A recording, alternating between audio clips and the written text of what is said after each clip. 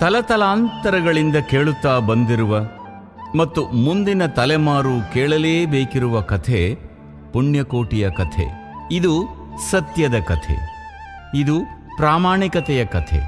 ಪುಣ್ಯಕೋಟಿ ಕಥೆಯಲ್ಲಿ ಬರುವ ಸೌಮ್ಯ ಸ್ವಭಾವದ ಸಾತ್ವಿಕ ಗೋವು ಪುಣ್ಯಕೋಟಿ. ಖೂಳ ವ್ಯಾಘ್ರನ ಆಕ್ರಮಣಕ್ಕೆ ತುತ್ತಾಗಿ ತನ್ನ ತಾಳ್ಮೆ, ಸಹನೆ ಮತ್ತು ಸತ್ಯನಿಷ್ಠೆಯಿಂದ ದುರುಳ ವ್ಯಾಘ್ರನ ಮನಸ್ಸನ್ನು ಪರಿವರ್ತಿಸುವ ಕಥೆ ಈ ಪುಣ್ಯಕೋಟಿಯ ಕಥೆ.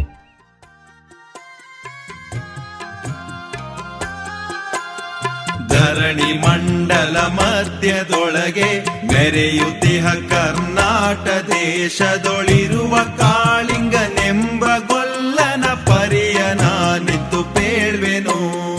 ಉದಯ ಕಾಲದೊಳೆತ್ತು ಗೊಲ್ಲನು ನದಿಯ ಸ್ನಾನವ ಮಾಡಿಕೊಂಡು ಮುದದಿ ತಿಲಕವ ಹಣೆಯೊಳಿಟ್ಟು ಚತುರ ಶಿಖೆಯನ್ನು ಹಾಕಿದ.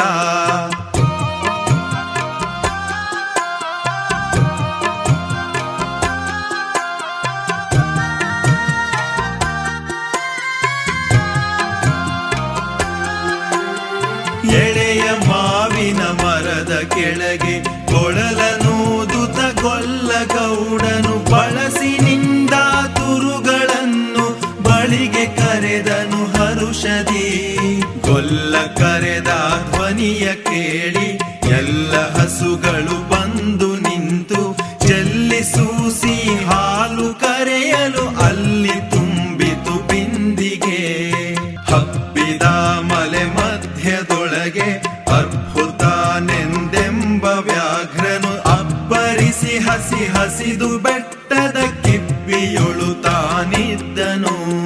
ಪುಣ್ಯಕೋಟಿ ಎಂಬ ಗೋವು ತನ್ನ ಕಂದನ ನೆನೆದುಕೊಂಡು ಮುನ್ನ ಹಾಲನು ಕೊಡುವೆನೆನುತ್ತಾ ಚಂದದಲ್ಲಿ ತಾ ಬರುತ್ತಿರೆ. ಹಿಂದೆನಗೆ ಆಹಾರ ಸಿಕ್ಕಿತು ಎಂದು ಬೇಗನೆ ದುಷ್ಟ ವ್ಯಾಘ್ರನು ಬಂದು ಬಳಸಿ ಅಡ್ಡಗಟ್ಟಿ ನಿಂದನ ಹುಲಿರಾಯನು. ಮೇಲೆ ಬಿದ್ದು ನಿನ್ನ ನೀಗಲೇ ಬೀಳು ಹೊಯ್ವೆನು, ನಿನ್ನ ಹೊಟ್ಟೆಯ ಸೀಳಿ ಬಿಡುವೆನು ಎನ್ನುತ್ತ ಕೋಪದಿ ಕೂಳ ವ್ಯಾಘ್ರನು ಕೂಗಲು.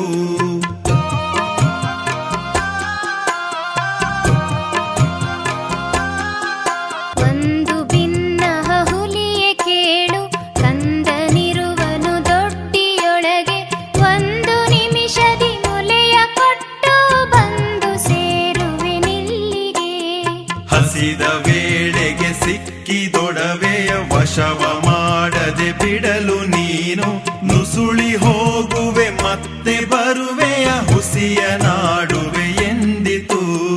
ಸತ್ಯವೇ ನಮ್ಮ ತಾಯಿ ತಂದೆ, ಸತ್ಯವೇ ನಮ್ಮ ಬಂಧು ಬಳಗ, ಸತ್ಯವಾಕ್ಯಕ್ಕೆ ತಪ್ಪಿ ನಡೆದರೆ ಮೆಚ್ಚನ ಪರಮಾತ್ಮನು.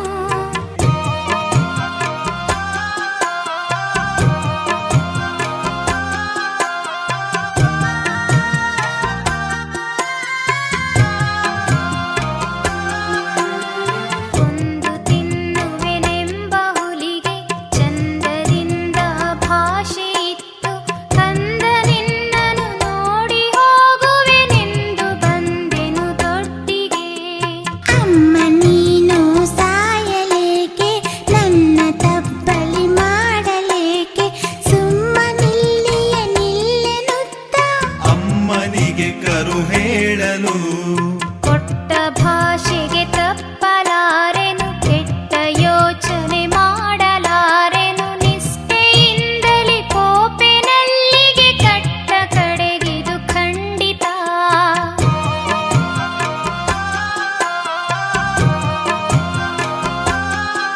ತಪ್ಪಲಿಯು ನೀನಾದೆ ಮಗನೇ, ಹೆಬ್ಬುಲಿಯ ಬಾಯನ್ನು ಹೋಗುವೆನು. ತೀರಿತೆಂದು ತಪ್ಪಿಕೊಂಡಿ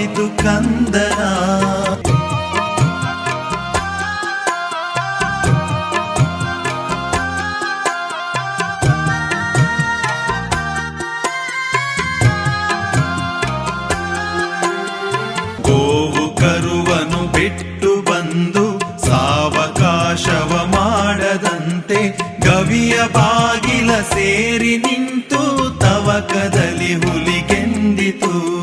ಖಂಡವಿದೆಕೋ ಮಾಂಸವಿದೆಕೋ ಗುಂಡಿಗೆಯ ಬಿಸಿ ರಕ್ತವಿದೆಕೋ ಚಂಡ ವ್ಯಾಘ್ರನೆ ನೀನಿದೆಲ್ಲವನುಂಡು ಸಂತಸದಿಂದಿರು. ಪುಣ್ಯಕೋಟಿಯ ಮಾತ ಕೇಳಿ ಕಣ್ಣ ನೀರನ್ನು ಸುರಿಸಿ ನೊಂದು ಕನ್ನೆ ಇವಳನು ಕೊಂದು ತಿಂದರೆ ಮೆಚ್ಚನ ಪರಮಾತ್ಮನು.